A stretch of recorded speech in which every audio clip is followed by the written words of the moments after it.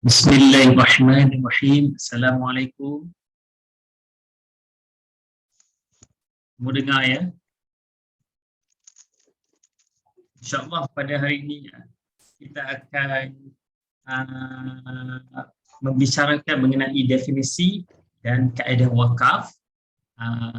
Nanti saya akan terangkan satu persatu mengenai wakaf, pengertian wakaf, sejarah dan projek-projek wakaf yang akan dilaksanakan.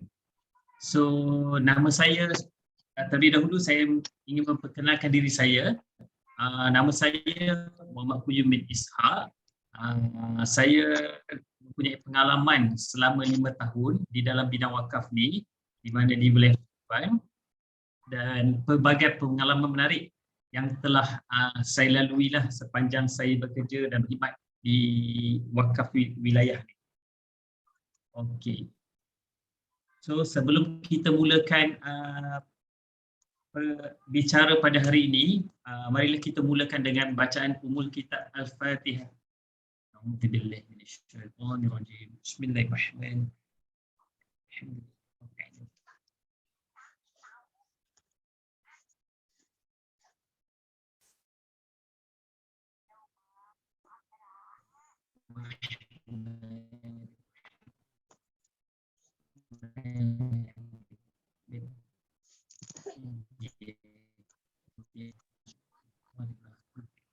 Rabbi shrah li sadri wassir li amri wahlul 'uqdatam min lisani yafqahu qawli.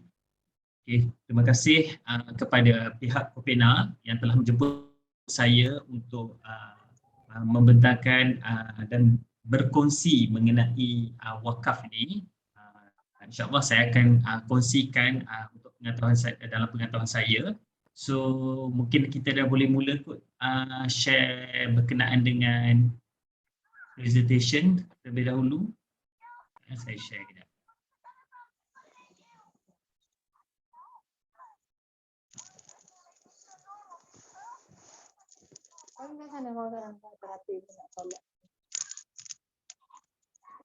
Okey, selepas saya present nanti mungkin akan ada soal, seksi soal jawab. Mungkin daripada pihak-pihak penonton yang nak bertanya mengenai wakaf, bolehlah bertanya. Saya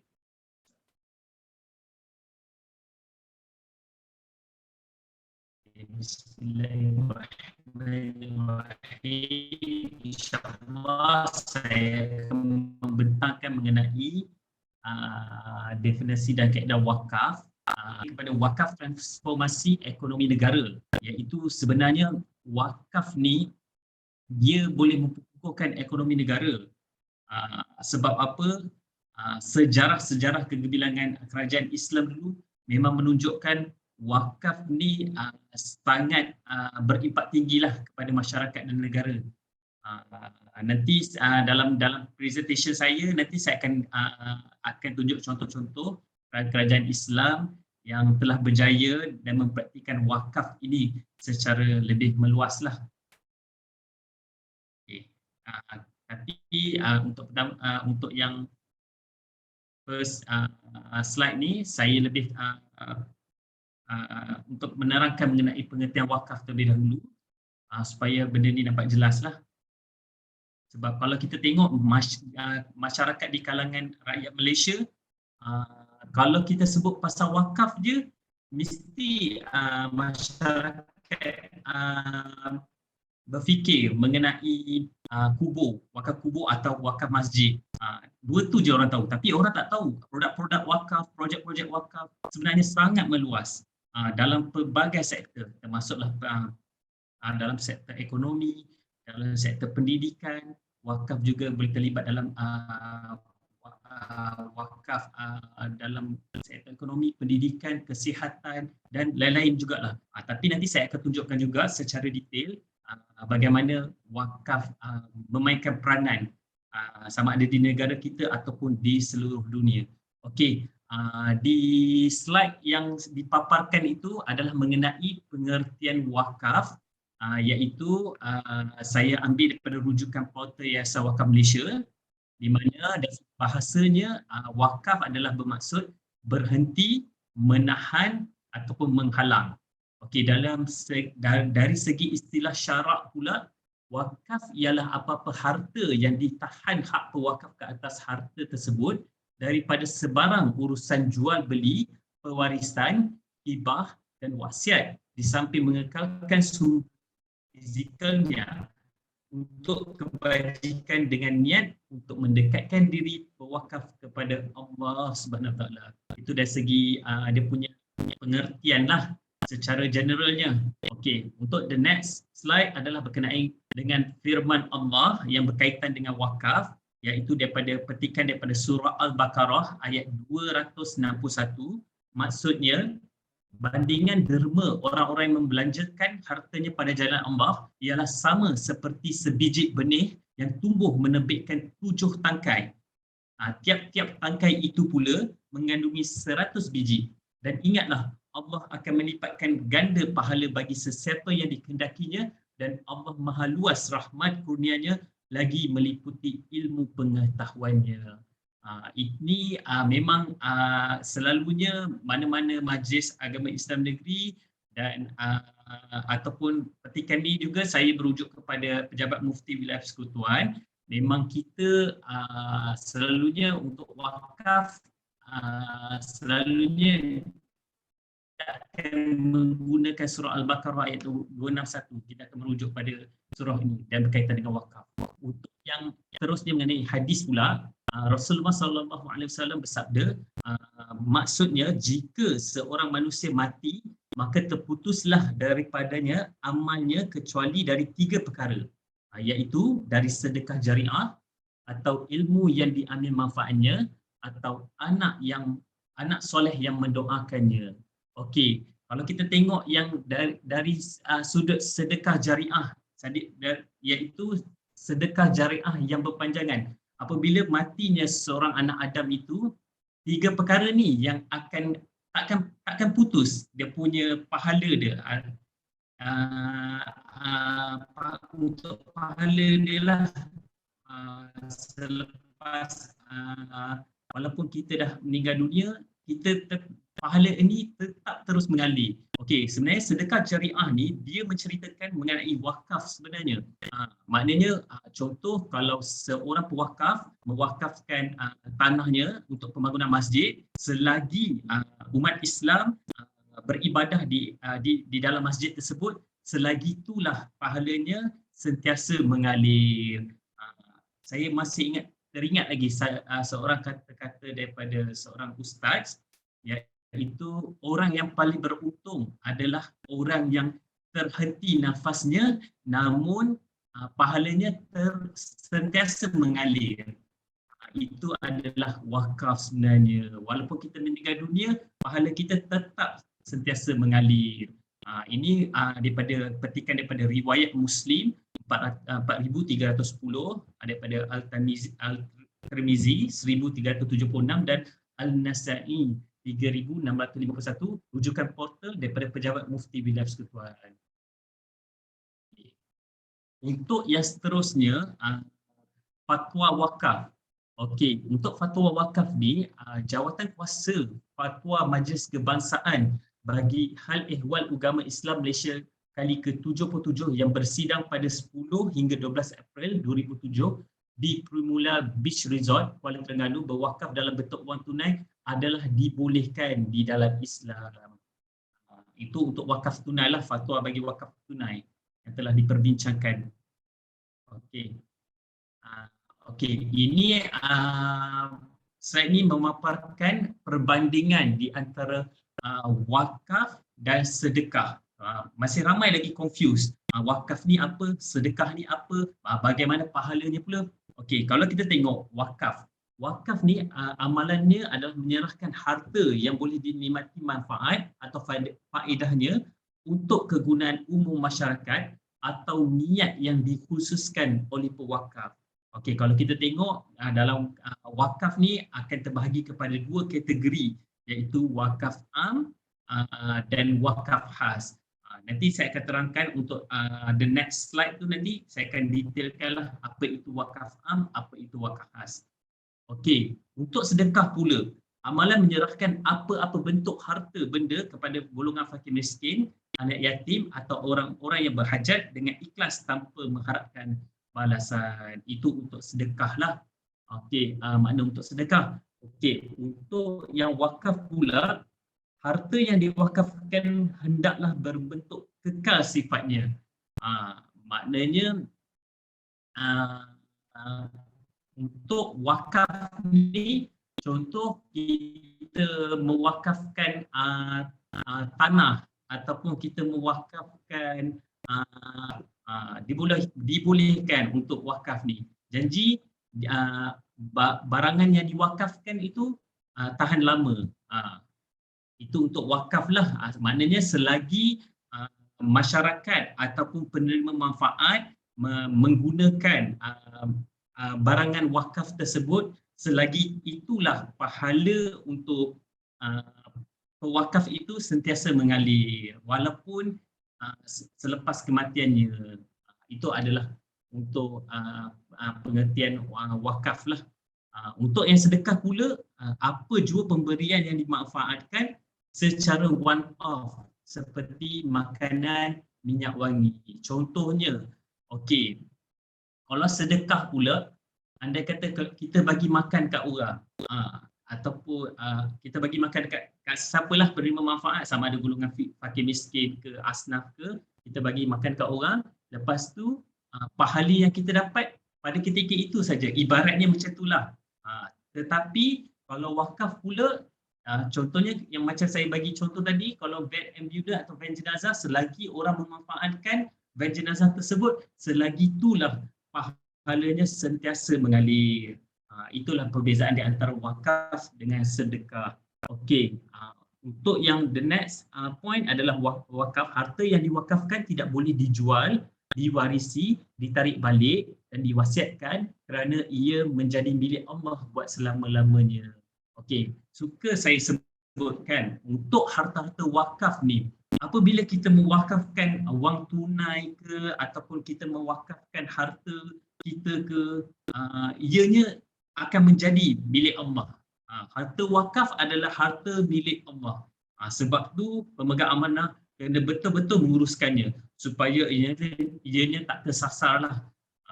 So untuk sedekah pula, penerima manfaat berkuasa mutlak ke atas pemberian sedekah tersebut. Okey. Untuk the next point, bagi wakaf pula, ganjaran pahala pewakaf akan mengalir dan berkekalan selagi harta yang diwakafkan boleh diambil manfaatnya. Untuk sedekah pula, ganjaran pahala hanya pada ketika penerima mengambil manfaatnya sahaja. Macam wakaf yang saya cakap van jenazah tadilah. Untuk sedekah, macam makanan tadilah ataupun minyak wangi yang kita pakai sekali, one off, waktu tu je pahala kita akan dapat. Tapi wakaf, selagi orang memanfaatkan barangan tersebut, selagi itu pahala kita akan terus mengalir walaupun selepas kematian kita. Itu hebatnya wakaf. Dan saya sangat kagum, ada salah seorang daripada Ustaz Ahmad Dusuki pernah menyatakan wakaf jauh lebih hebat daripada sedekah. Maknanya memang sangat hebat sebenarnya wakaf ni. Cuma kalau kita tengok kajian daripada Dr. Shakir, iaitu daripada College Professional Baitul Mal Kuala Lumpur, dia telah membuat kajian mengenai tahap pemahaman masyarakat mengenai wakaf ni masih lagi rendah, iaitu sebanyak 8% sahaja orang memahami mengenai wakaf. Tetapi 92% rakyat Malaysia masih tidak memahami lagi apa itu wakaf secara jelas dan terperinci. Sebenarnya wakaf sangat hebat kalau kita betul-betul dalami ilmu ni, kalau kita tahu benda ni, memang wakaf sangat memberi impak kepada ekonomi negara, sama ada dari segi mikroekonomi ataupun makroekonomi. Okay, the next slide. Okay, di next slide ni menceritakan mengenai sejarah kerajaan Islam. Amalan wakaf diamalkan sejak zaman Rasulullah lagi dan Khulafa Ar-Rasyidin. Okey, kalau kita tengok saya ada pernah baca sebuah buku, The Power of Wakaf, ada menyatakan daripada Dr. Jaribah Al-Harisi telah membuat satu penulisan buku iaitu buku yang bertajuk fiqh ekonomi Umar bin Khattab, iaitu terdapat bahawa terdapat dokumen yang telah ditulis oleh Saidina Umar Al-Khattab mengenai wakaf pada zaman beliau memerintah sebenarnya. So dia nampak wakaf ni big potential untuk yang telah dilaksanakan oleh kerajaan Islam pada zaman dahulu kala lah. Tetapi kalau kita tengok pada hari ini, dalam keadaan sekarang ekonomi semakin meruncing. Ekonomi sekarang ni tidak menentu. Ekonomi dunia, bukan ekonomi di Malaysia saja, tapi di seluruh dunia tidak menentu dengan pelbagai perang ekonomi lagi, perang saudara lagi berlaku. Banyak benda yang memberi kesan kepada masyarakat di seluruh dunia. Sebenarnya sistem kapitalis barat sangat cukup takut sekiranya wakaf ini dapat diperkasakan terutamanya di negara-negara Islam, kerana kapitalis kalau boleh dia cuba bunuh sistem wakaf ni. Dia tak nak wakaf ni maju dan dia tak nak umat Islam ni lebih berjaya. Kalau kita tengok, suka saya nyatakan siapa pegang ekonomi dunia sehingga hari ini. Kalau kita tengok sekarang ni US dengan China berlawan-lawan untuk menguasai ekonomi dunia. Maknanya siapa pegang ekonomi bermaksud dia memegang kuasa dunia. Kalau kita tengok sekarang ni China lah yang pegang ekonomi dunia setakat ni. Yang itu yang kita nampak lah.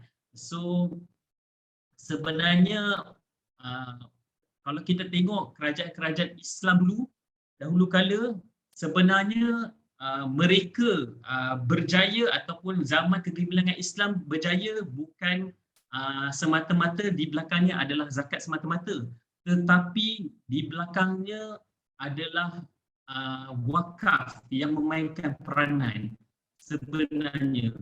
Itu ramai tak nampak, sebab nanti saya akan tunjukkan contoh-contoh.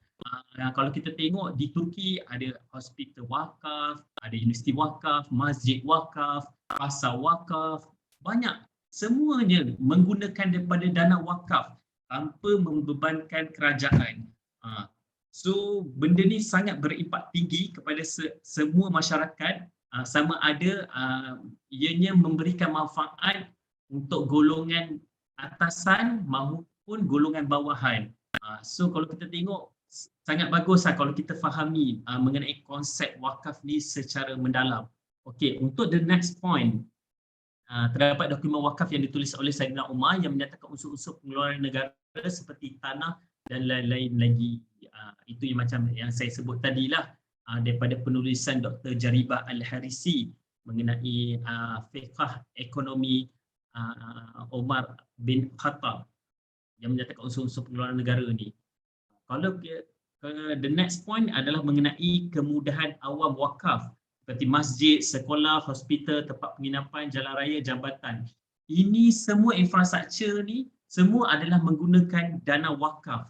Kalau kita tengok banyak pembangunan wakaf ni seperti di negara Mesir, di negara Turki, dan di negara Bahrain.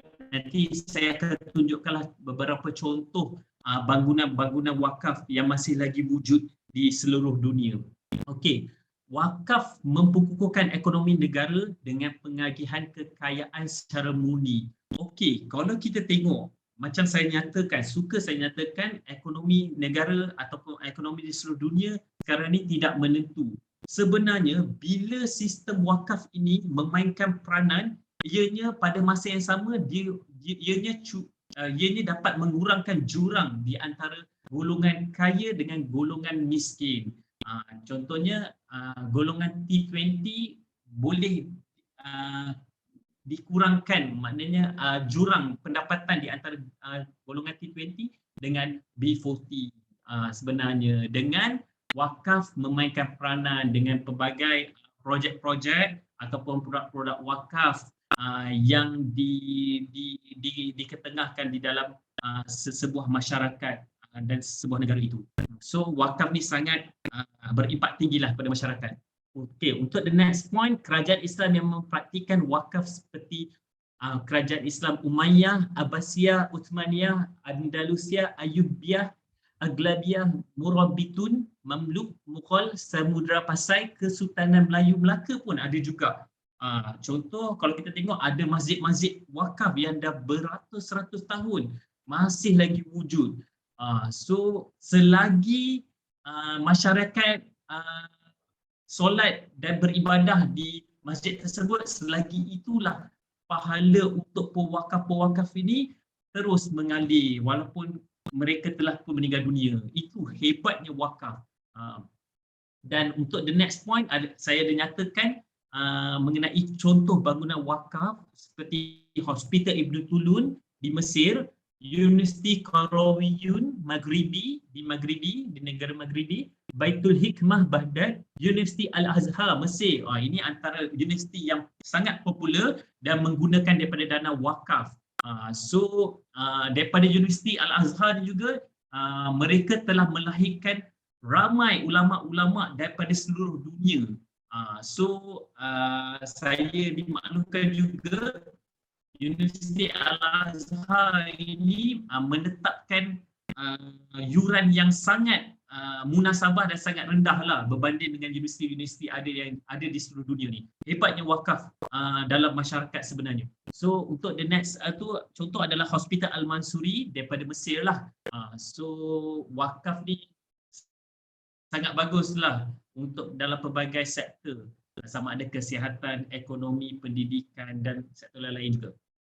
Okey, ini adalah contoh hierarki pentadbiran wakaf yang berada di wilayah Persekutuan.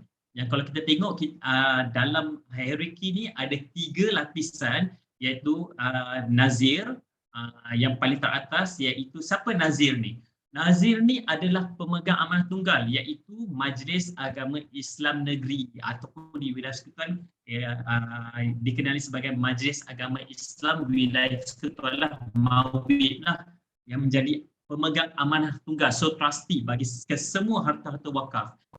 Untuk yang lapisan yang kedua pula, mutawali. Mutawali ni adalah dia bagi pihak majlis ataupun bagi pihak MAWIP untuk menguruskan aset-aset wakaf ataupun pelaburan dan mengagihkan hasil manfaat wakaf kepada masyarakat ataupun kepada golongan sasar yang ditentukan dalam jawatan kuasa bagi sebuah organisasi lah. Itu adalah kuasa mutawali. Tetapi kalau kita tengok sekarang ni pihak MAWIP memang dah memberi kuasa mutawali ini kepada 10 organisasi, iaitu 6 daripada IPT untuk wakaf pendidikan dan 4 daripada agensi korporat, iaitu daripada TNB, Tenaga Nasional Berhad, TNB, MARA dan Feldau. So mutawali bagi pihak majlis. Okey, untuk yang lapisan ketiga tu adalah mengenai Qayyim. Okey, kalau kita tengok Qayyim ni adalah sebagai ejen kutipan sebenarnya, ejen kutipan wakaf tunai. Contoh pihak majlis atau pihak MAWIP ataupun pihak yang berautoriti telah melantik Qayyim ini untuk mengutip wakaf tunai daripada masyarakat. Sama ada pelbagai saluran lah, melalui portal ke, secara online ke, ataupun kaunter-kaunter ke, itu adalah Al-Qayyim lah. Okey, ini merujuk pada Akta 505, iaitu merujuk Akta Pentadbiran Undang-Undang Islam Wilayah-Wilayah Persekutuan 1993.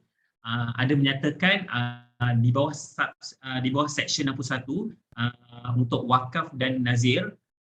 Okey, kalau kita tengok kat sini, walau apa pun peruntukan yang bertentangan yang terkandung dalam mana-mana surat cara atau perisytiharan yang mewujudkan, mengawal atau menyentuh perkara itu, majlis hendaklah menjadi pemegang amanah yang tunggal bagi semua wakaf. Yang nazir tadilah yang saya cakap, pemegang amanah tunggal.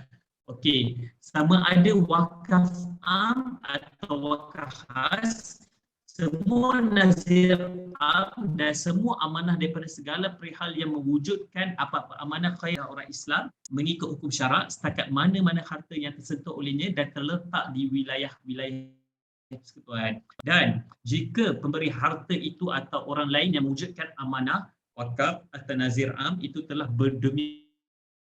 berdomisil di wilayah-wilayah persekutuan setakat semua harta yang tersentuh olehnya di mana-mana jua harta itu terletak. Okey, kalau kita tengok di wilayah persekutuan kita Cik sebenarnya Qayyum, Cik ya, Qayyum, ya.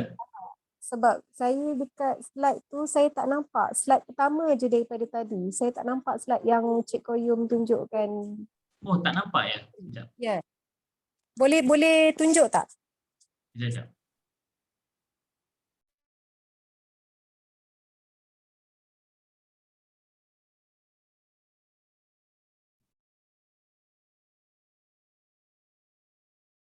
Nampak ke?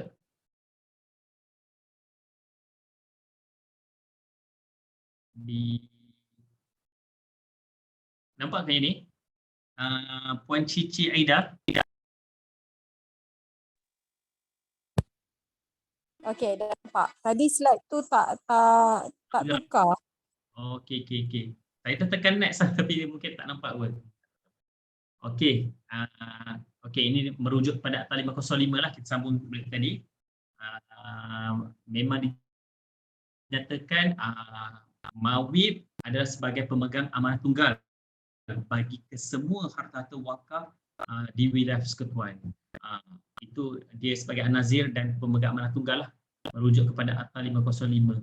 Okey, ini adalah mengenai wakaf PPZ Mawib. Okey, sedikit mengenai wakaf PPZ Mawib ni, sebenarnya sebelum ini untuk wakaf tunai, untuk pengurusan wakaf tunai di wilayah persekutuan telah diuruskan oleh Pusat Wakaf Mawib.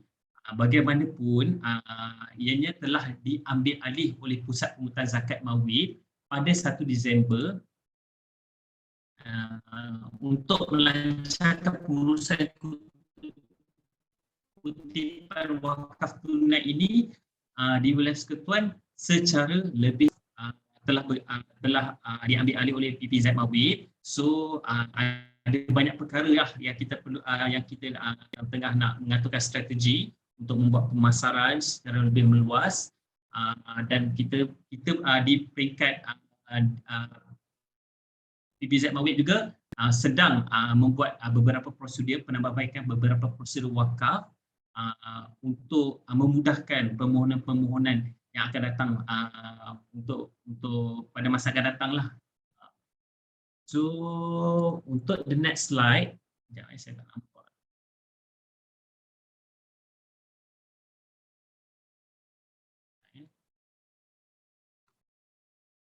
Okey, untuk the next slide telah dikemukakan mengenai carta alir wakaf. Okey, ini secara ringkas lah. Okey, kalau kita tengok wakaf, saya pecahkan kepada 3 kategori lah. Okey, untuk yang kategori pertama, harta, wakaf harta. Okey, wakaf harta ni ada terbahagi kepada 2, iaitu wakaf harta ta'alih dengan wakaf harta alih. Apa itu wakaf harta ta'alih? Okey, wakaf harta ta'alih adalah, saya bagi contoh. Contohnya, seseorang pewakaf telah mewakafkan tanahnya untuk pembangunan masjid. Itu ada wakaf ta'alih. Ataupun seseorang pewakaf telah mewakafkan hartanya, seseorang pewakaf telah mewakafkan bangunannya, bangunan ataupun rumah untuk kegunaan umat Islam. Itu adalah wakaf harta ta'alih lah. Untuk wakaf harta alih pula, contohnya macam van jenazah tadi ataupun van ambulans tadi, ataupun wakaf Quran, wakaf yang boleh, barangan yang boleh dialihkan, itu adalah di dalam kategori wakaf harta alih. Okey, untuk niat pula, untuk wakaf niat ataupun tujuan wakaf, saya pecahkan kepada 3, iaitu wakaf kita ada wakaf am, makna niat dia untuk am lah, general lah, Maknanya kalau seseorang tu mewakafkan RM1 juta untuk dan manfaat pelaburan daripada RM1 juta tu untuk kegunaan ummah ataupun secara general lah, dia tak mengkhususkan mana-mana sektor. Okey, tapi untuk wakaf khas pula, contohnya yang saya boleh bagi contoh, contoh kalau kita mewakafkan madrasah ataupun pusat tahfiz untuk kegunaan pelajar-pelajar, untuk bagi tujuan pendidikan Islam, untuk menimba ilmu pengetahuan Islam, dan khasnya untuk pelajar-pelajar itulah, maknanya niat dia secara khusus wakaf khas ni, manfaat dia boleh diterima oleh pelajar-pelajar tersebut. Ataupun saya boleh bagi wakaf khas ni contoh wakaf pendidikan, contoh macam Universiti Al-Azhar tadi. Okey, Universiti Al-Azhar tadi dia buat Universiti Al-Azhar, dan di situ pelajar-pelajar boleh terima manfaatnya, boleh belajar menimba ilmu semualah melalui Universiti Al-Azhar tadi. Okey, kalau untuk wakaf musytarak ni pula, okey, wakaf musytarak adalah gabungan lebih daripada satu lah, iaitu contohnya saya bagi wakaf musytarak ni, contohnya gabungan untuk wakaf am dengan wakaf khas. Contohnya, seorang pewakaf ni mewakafkan ladang kelapa sawitnya, tetapi hasil daripada manfaat ladang kelapa sawit tersebut sebahagiannya disalurkan untuk pelajar tahfiz dan sebahagiannya pula disalurkan kepada untuk kegunaan ummah secara umumnya. Kalau kita tengok, sebenarnya orang masih confuse lagi di antara zakat ataupun wakaf ni. Okey, kalau kita tengok dalam Al-Quran memang dah nyatakan secara jelas zakat ni memang dah ditetapkan ada 8 golongan asnaf yang telah ditetapkan dalam Al-Quran, tetapi untuk wakaf ni dia penerima manfaatnya tidak khusus kepada umat Islamnya. Contoh saya bagi, bila contohnya kita membina sebuah hospital wakaf. Okey, daripada hospital wakaf tu dia bukan semata-mata umat Islam saja boleh guna. Maknanya non-Muslim pun boleh terima manfaatnya. Maknanya cukup cantik sebenarnya, indahnya wakaf ni untuk kegunaan masyarakat sama ada Muslim ataupun non-Muslim secara lebih efektif lah.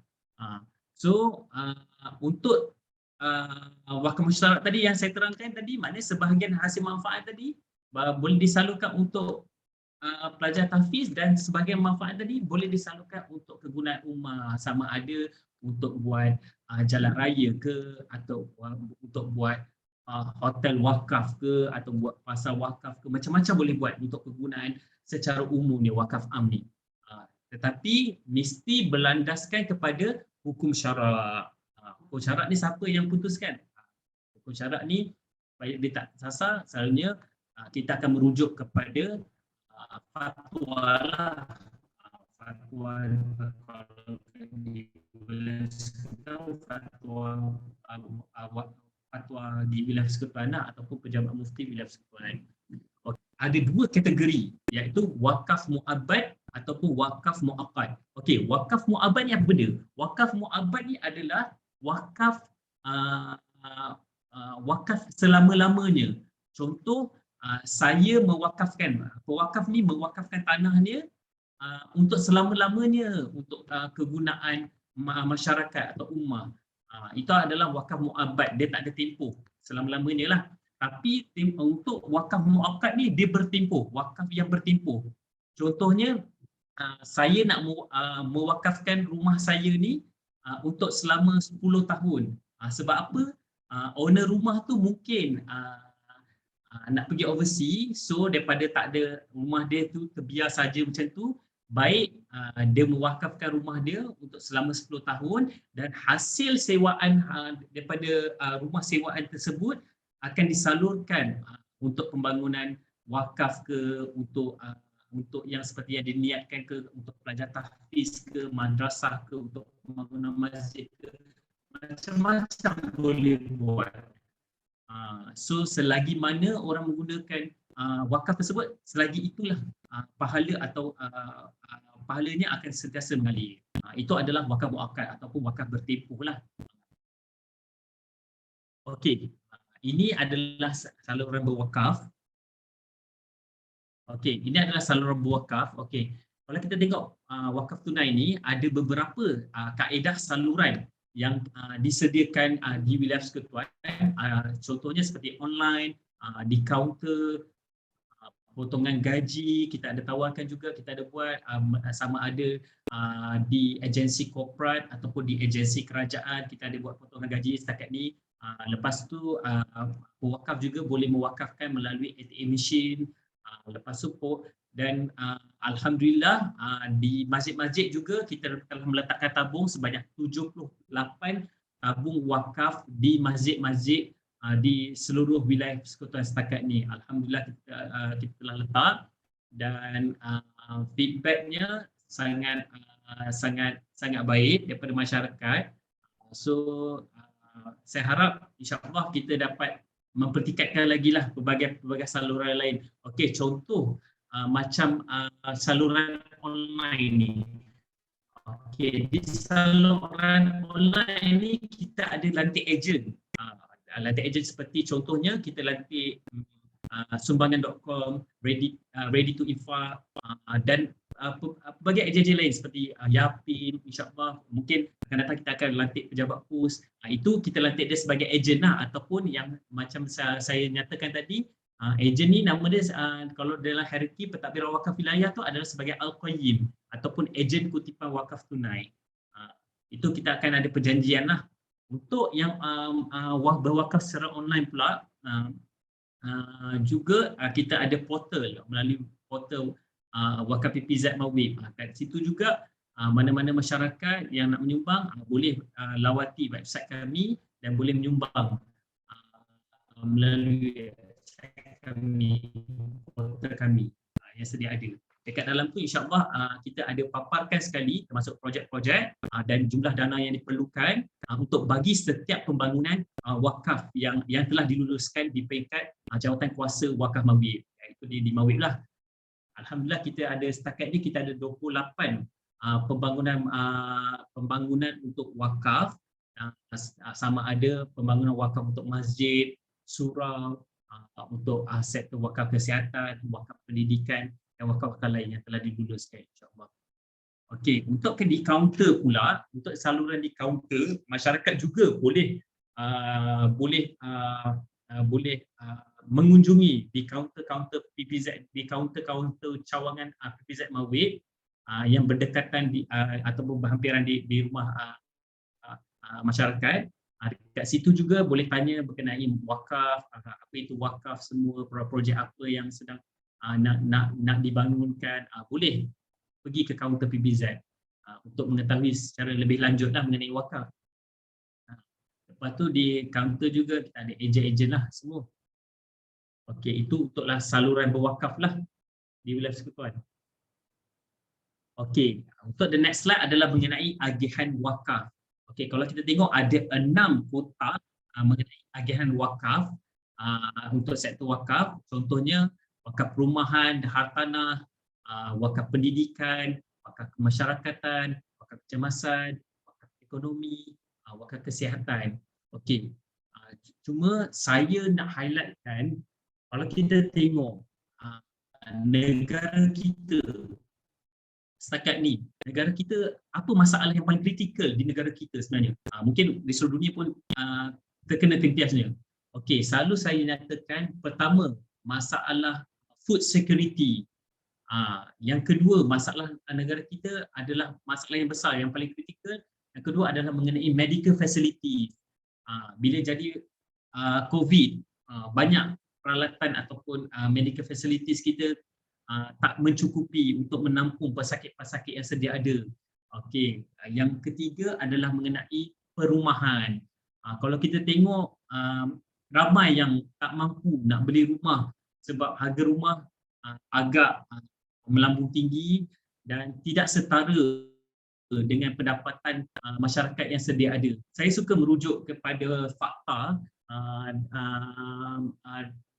tahun 2018 ada saya baca dalam satu newspaper, rumah mampu milik yang ditawarkan setakat ini adalah 300,000 dan ke atas yang banyak ditawarkan di pasaran. Tetapi sebenarnya rumah mampu milik yang masyarakat Malaysia mampu untuk membeli rumah tu adalah sepatutnya 282,000 dan ke bawah. So kalau kita tengok, dianya memang tak selari dengan pendapatan rakyat Malaysia dengan harga rumah yang ditawarkan. Itu menjadi antara salah satu isu besarlah di Malaysia. So tetapi yang saya nampak ketiga masalah ni seperti food security, medical facilities dan masalah perumahan ni sebenarnya wakaf boleh memainkan peranan dengan gandingan bahu ataupun kerjasama dan sokongan padu daripada masyarakat, daripada korporat-korporat, daripada agensi kerajaan, daripada semua jabatan untuk sama-sama menyelesaikan masalah ini. Sebenarnya wakaf boleh memainkan peranan benda ni secara lebih efektif. Itu yang saya nampaklah. Okey, kalau kita berbalik pada 6 kotak ni tadi, perumahan dan hartanah. Okey, contoh projek-projek wakaf perumahan dan hartanah, kalau kita tengok contoh, kita mungkin masa akan datang kita boleh buat wakaf asrama untuk pelajar, ataupun kalau kita tengok yang sedia ada ni, kita ada wakaf rumah transit iaitu untuk keluarga pesakit kanak-kanak kanser yang terletak di berhampiran dengan HKL lah. So kita menawarkan harga sewaan tu sangat rendah lah untuk membantu dan mengurangkan bebanan yang ditanggung oleh keluarga pesakit kanak-kanak kanser ni. Sebab apa? Pesakit kanak-kanak kanser ni kadang-kadang diorang perlu mendapatkan rawatan selama berbulan-bulan ataupun berminggu-minggu, dan mereka ni juga bukannya datang daripada keluarga yang senang-senang. Kadang-kadang sebahagiannya ada yang datang daripada keluarga yang susah, ada yang datang daripada Sabah, ada datang dari Sarawak, Kelantan, Terengganu, tetapi mereka perlu mendapatkan rawatan susulan dengan pakar kanser di Hospital Kuala Lumpur.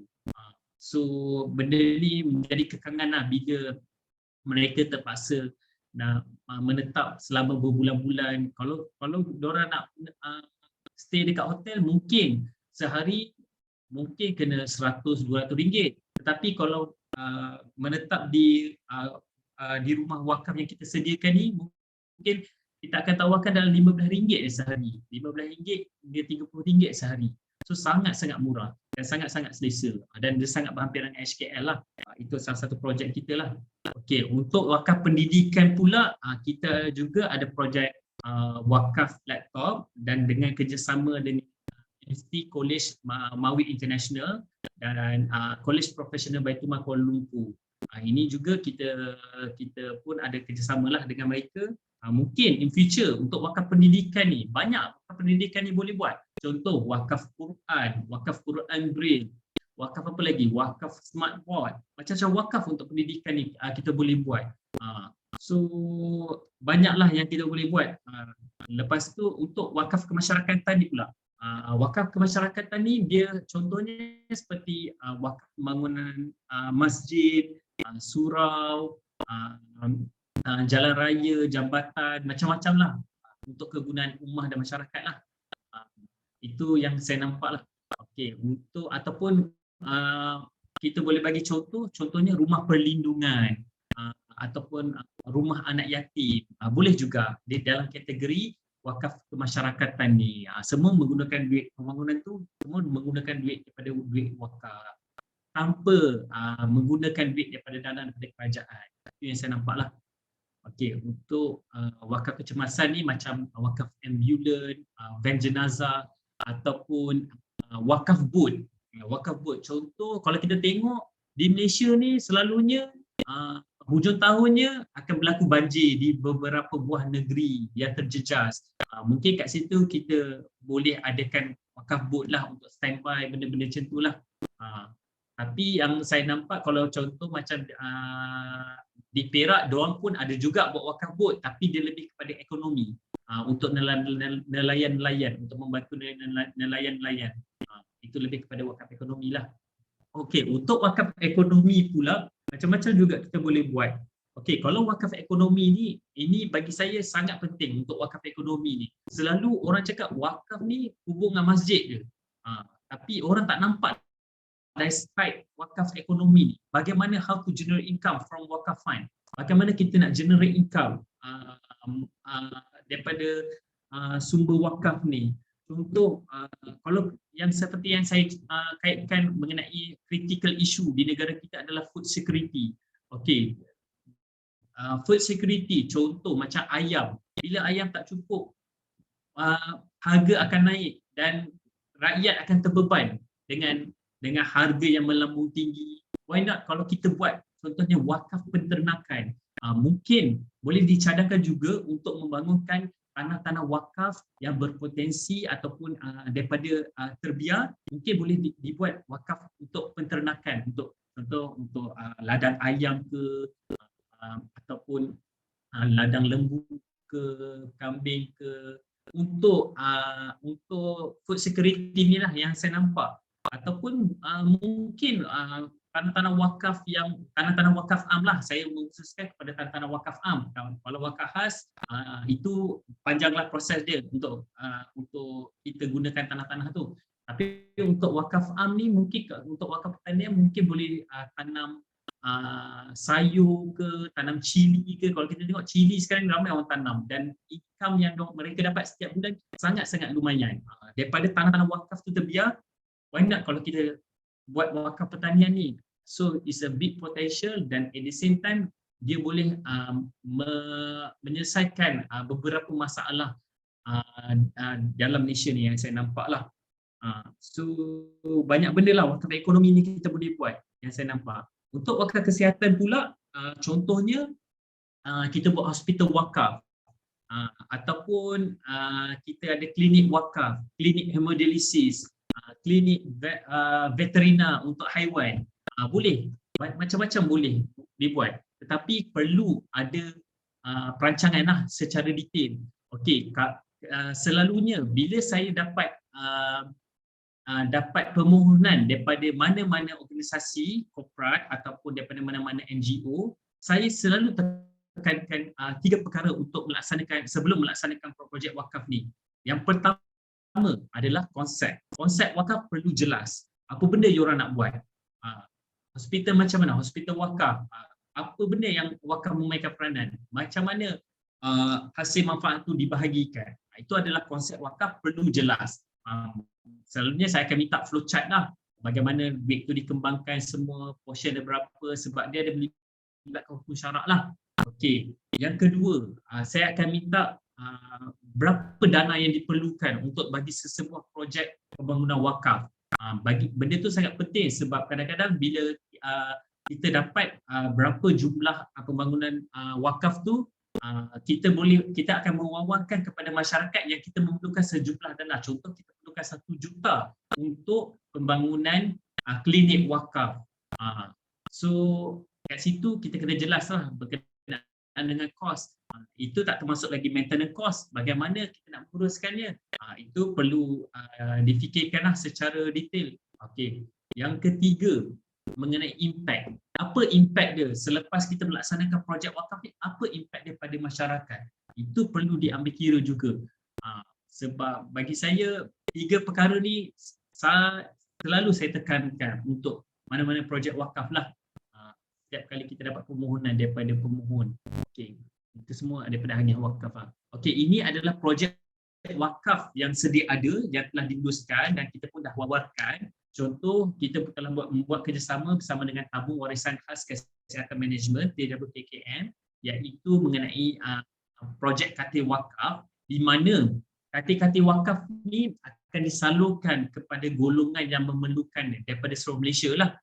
Dan TWKKM ni dia ada beberapa branch lah atau cawangan di seluruh Malaysia seperti di Ipoh, Seremban, Johor, dan tak silap saya dekat Pantai Timur, saya lupa dekat mana, dekat Kelantan tak silap saya, ada cawangan dia.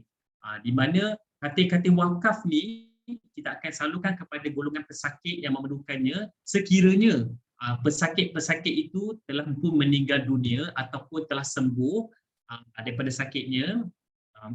So katil-katil wakaf ni akan dimanfaatkan oleh pesakit-pesakit yang lain, mungkin dengan secara percuma. Untuk asnaf kita akan bagi secara percuma lah. Dia sebenarnya untuk katil wakaf ni kita charge untuk kos penghantaran sahaja, tapi tak tinggilah kita selalu charge untuk penghantaran katil wakaf ni. Untuk yang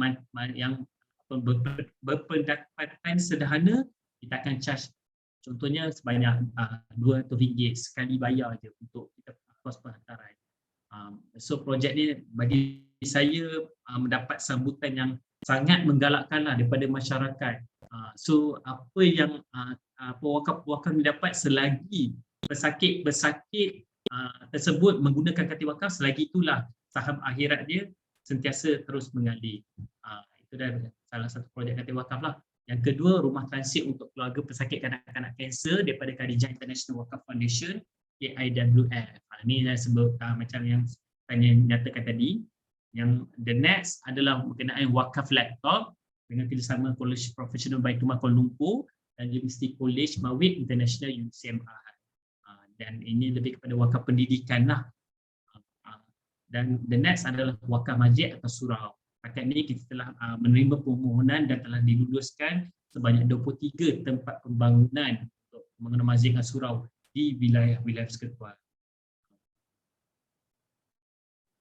Okey, ini adalah sasaran kutipan wakaf untuk daripada tahun 2023 hingga 2025. Okey, ini adalah impak wakaf lah. Okey, impak wakaf ni iaitu dapat mengurangkan jurang pendapatan di antara golongan T20 dan B40 yang kalau kita nampak kat sini. Contoh, bila kita buat hospital, contoh saya bagi kita buat hospital wakaf, mungkin sebelum kalau hospital di luar sana mungkin charge untuk kos perubatan atau perkhidmatan sebanyak RM100. Tapi bila adanya hospital wakaf, dia akan mengurangkan harga tu daripada RM100 mungkin kita charge dia RM10 saja. Reasonable price lah, maknanya harga dia sangat munasabah lah berbanding dengan hospital yang sedia ada di luar sana. Untuk the next point, wakaf ni juga dapat menkukuhkan ekonomi negara dari segi makroekonomi ataupun mikroekonomi. Dan the next point, ianya juga dapat mengurangkan bebanan yang ditanggung oleh kerajaan. Duit-duit wakaf yang kita kumpulkan ni adalah daripada crowdfunding, sama ada daripada masyarakat ataupun daripada korporat-korporat yang ingin menyumbangkan bersama-sama untuk memperkasakan wakaf ni. So the next point adalah wakaf mengukuhkan perpaduan. So wakaf ni bukan Muslim saja yang akan membantu untuk menyumbang, untuk menyalurkan dana bagi sebuah pembangunan wakaf ni, tapi non-Muslim pun boleh juga menyumbang untuk pembangunan wakaf ni untuk digunakan secara meluas oleh masyarakat, dan dia tak rigid pada manfaat tu dia hanya boleh digunakan untuk Muslim saja, tapi non-Muslim pun boleh terima manfaat. Macam saya bagi contoh tadi, hospital wakaf, ataupun mungkin akan datang mungkin ada universiti wakaf, macam-macam wakaf lagi yang kita boleh wujudkan sebenarnya. Cuma sekarang ni kita memang ada strategi untuk mewujudkan beberapa produk supaya benda ini dapat menarik perhatian masyarakat secara lebih efektif. Okay, the next slide. Sudah habis. Terima kasih mengenai wakaf. Kalau ada apa-apa soalan nak bertanya, boleh tanya kepada saya lah. Ada soalan daripada penonton ke?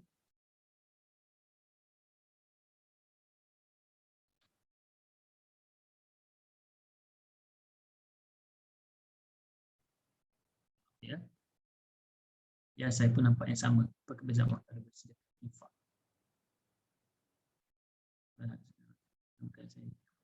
Okey. Apakah perbezaan wakaf dengan sedekah? Okey. Kalau kita tengok kat sini buka slide ni. Okey, perbezaan wakaf dengan sedekah. Okey. Wakaf ni contoh saya mewakafkan duit saya sebanyak RM1,000 untuk pembangunan masjid. So daripada duit RM1,000 yang dikumpulkan daripada masyarakat ataupun daripada korporat, terbinalah sebuah bangunan masjid.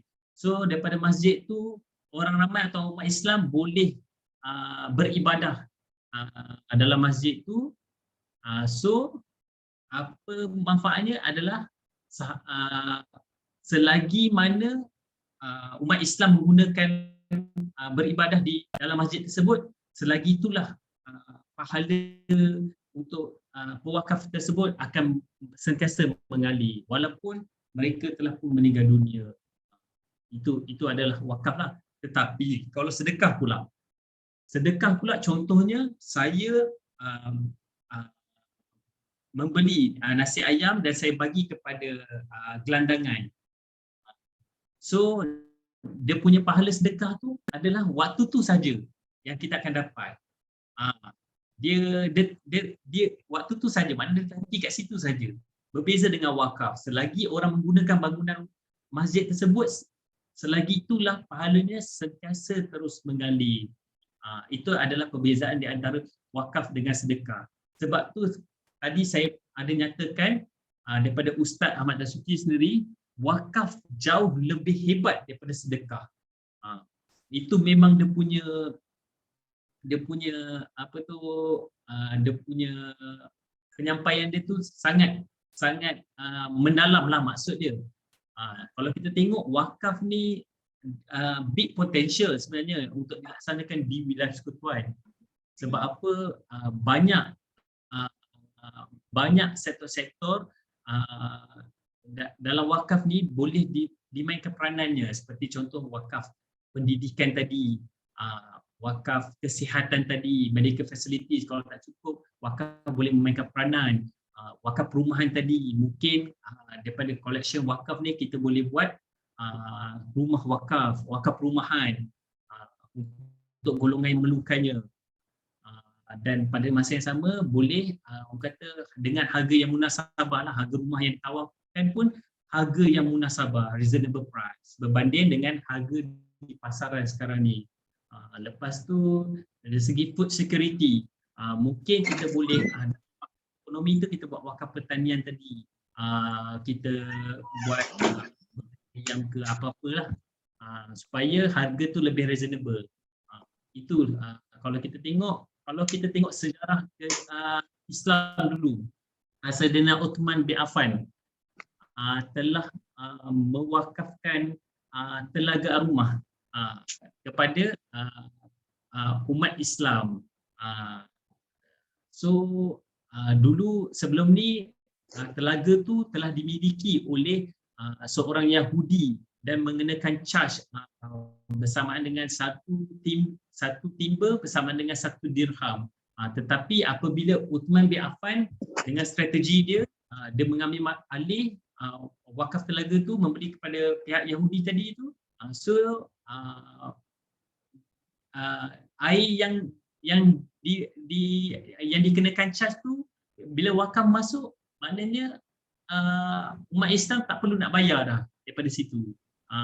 So itulah peranan wakaf untuk sejarah telah membuktikanlah wakaf ni sangat efektif pada masyarakat. Itulah. Sekejap saya tengok soalan-soalan. Adakah akad untuk wakaf diterima boleh diwakili sekiranya pewakaf uzur? Okey, pewakaf uzur. Pewakaf uzur tu maksudnya macam mana tu?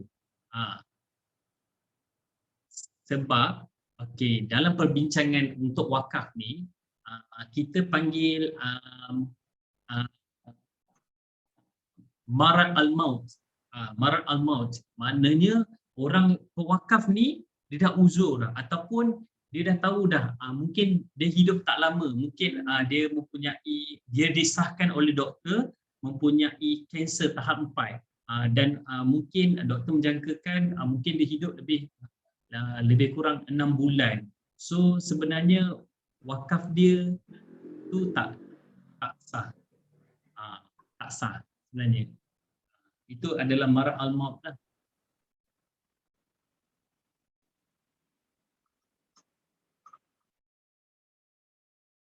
Ada soalan-soalan lain lagi?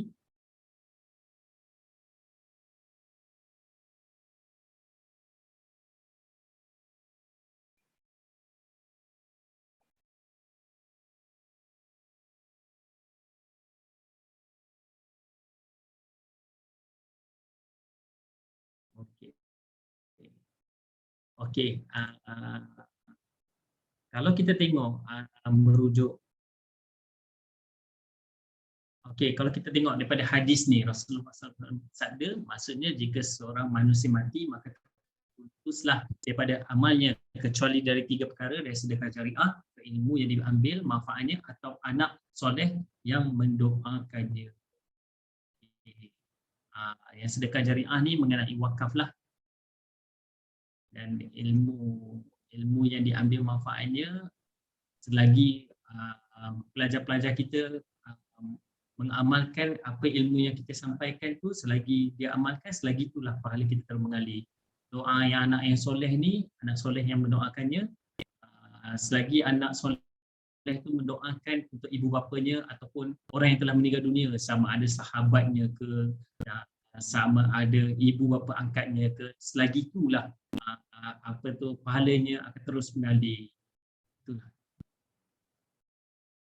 Ada apa-apa lagi soalan nak tanya? Kalau dah tak ada apa-apa, Encik Qayyum. ya. Wakaf barang tak tahan lama. Contoh wakaf buku Quran. Berapa lama kita perlu simpan buku tersebut dalam library? Okey. Kita pernah dengar kan wakaf Quran. Wakaf Quran dibolehkan selagi mana orang tu menggunakan buku tu, selagi itulah pahalanya akan terus mengalir. Ataupun kalau kita tengok dalam slide yang saya nyatakan, ini dia lebih kepada harta ahli, ataupun kalau kita tengok wakaf ni dalam kategori tempoh pula, dia adalah wakaf muakkad. Dia boleh jadi wakaf muakkad. Mungkin buku tu boleh digunakan selama, contoh dalam 20 tahun je. Lepas 20 tahun buku tu tak boleh digunakan lagi, mungkin perlu dilupuskan ke. Itu adalah wakaf muakkad ataupun wakaf bertempoh. Selagi mana penerima manfaat menggunakan buku tu, selagi itulah saham pahala untuk wakaf tu akan terus mengalir. Itulah menjawab soalan daripada penonton tadi. Tuan, apa itu wasiat wakaf dan bagaimana cara ia dibuat dan siapa yang akan mengurus? Okey. Ini soalan ni agak kritikal ni sebenarnya. Ini patut ustaz kena jawab soalan-soalan ni. Okey, kalau Tuan Khairul Anwar bertanya ni, ini adalah mengenai kaedah wakaf wasiat, di mana seseorang pewakaf tu mewakafkan hartanya kepada waris ataupun kepada mana-mana individu lah selepas kematiannya, dan berkuat kuasa selepas kematiannya untuk pewakafan tu berlaku. Tetapi untuk wakaf wasiat ni, dia tidak boleh melebihi daripada 1/3 daripada hartanya. Setelah tolak hutang semualah, dia tidak boleh melebihi 1/3 untuk wakaf wasiat. Yang selebihnya kena difaraikanlah kepada pewaris daripada harta selebih daripada 1/3 tadi tu. Itu menjawab soalan daripada Cik Khairul Anwar. Next, ada soalan lagi? Okey, kalau kita tengok wakaf, dalam wakaf ni juga ada wakaf taklid. Okey, wakaf taklid ni dia lebih kurang sama macam wakaf wasiat, tapi dia ada berbeza sikit. Okey, wakaf taklik ni di mana contoh seorang pewakaf, contoh kita dah ada kes seorang sepasang suami isteri ni berjumpa dengan kami dan dia mewakafkan rumahnya tapi dia tidak digunakan cahaya mata ataupun zuriat. So dia nak mewakafkan rumahnya tetapi pada masa yang sama juga dia masih nak tinggal dekat rumah tu. Tetapi wakaf ini akan berkuat kuasa selepas kematian pasangan suami isteri ni baru akan diserahkan kepada pihak pemegang amanah tunggal ataupun pihak Majlis Agama Islam Wilayah Persekutuan lah untuk diuruskan. Maknanya wakaf tu berkuat kuasa selepas kematiannya. Itu adalah wakaf taklik namanya.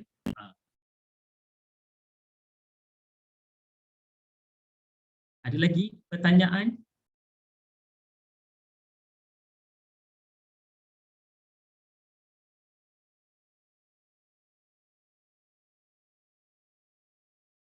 Okey, suka saya nyatakan untuk segala harta-harta wakaf ni akan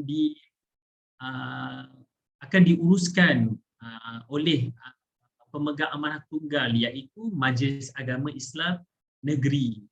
Masing-masinglah. Kalau rumah tu berada di Perak, pemegang amanah tunggal dia adalah Majlis Agama Islam Negeri Perak lah. Tetapi kalau rumah tu ada di contoh ada di Terengganu, yang maknanya pihak Maidam lah, Majlis Agama Islam Negeri Terengganu lah yang akan menjadi pemegang amanah tunggal. Itulah sebab kuasa wakaf adalah kuasa negeri masing-masing dan itu memang di bawah nama masing-masing memang telah dinyatakan mengenai perundangan itu secara jelas. Ada lagi nak tanya soalan?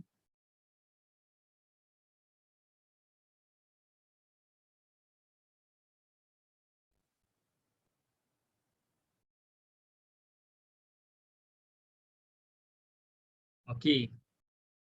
Kalau dah tak ada apa-apa tak ada apa-apa soalan dah, mungkin nanti insya-Allah mungkin the next session mungkin kita akan buat the next session mengenai wakaf secara terperinci. Wakaf ni skop dia sangat meluas sebenarnya. Banyak benda yang boleh kita bincangkan. Tetapi saya sangat suka membincangkan untuk wakaf ni dalam berbentuk ekonomi. Bagaimana nak generate income, bagaimana kita nak kembangkan hasil manfaat wakaf itu dan diagihkan kepada ummah. Apa yang saya pegang kepada konsep wakaf ni, keuntungan wakaf bukan pada sebuah organisasi yang menguruskannya, tetapi keuntungan wakaf ataupun hasil manfaat wakaf ni adalah keuntungan untuk ummah ataupun masyarakat yang perlu diagihkan secara lebih sistematik, secara lebih transparent. Itu sebenarnya yang perlu dilaksanakan, insya-Allah. Yang saya nampak bajet Majlis Agama Islam Negeri dah advance dah mengenai pengetahuan wakaf ni. Maknanya banyak wakaf dalam sektor ekonomi, pendidikan yang cuba dilaksanakan, kesihatan, macam-macam wakaf yang akan dilaksanakan, insya-Allah.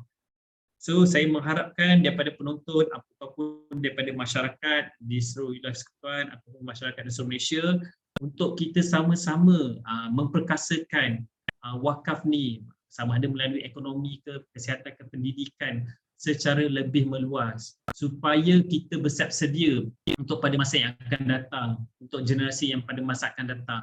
So cuma yang saya nampak tahap pemahaman atau kesedaran di kalangan rakyat Malaysia mengenai wakaf ni masih lagi rendah lah. Cuma perlu dilihat semula dah dari segi strategi marketing untuk wakaf ni, bagaimana kita nak menyalurkan maklumat kepada masyarakat secara lebih jelas supaya masyarakat tak terkeliru sama ada wakaf, perbezaan wakaf, zakat dan sedekah. Biar orang nampak apa benda itu wakaf, apa benda itu zakat, apa benda itu sedekah.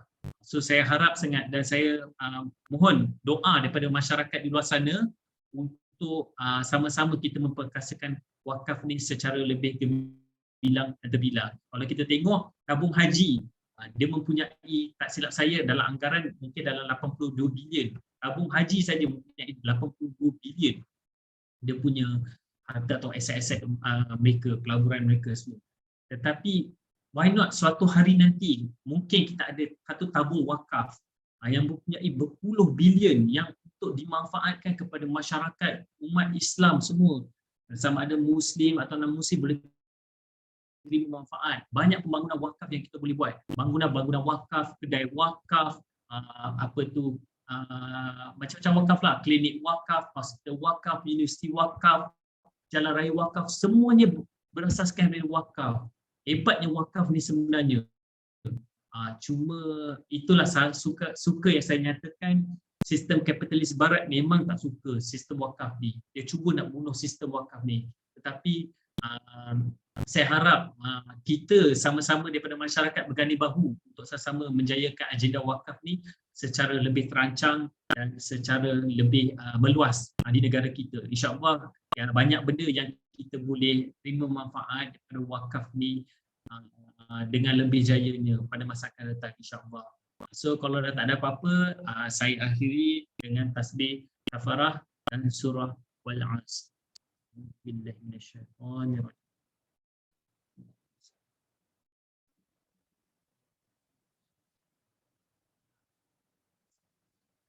Okey, terima kasih kepada semua penonton. Okey, assalamualaikum. Waalaikumsalam warahmatullahi wabarakatuh.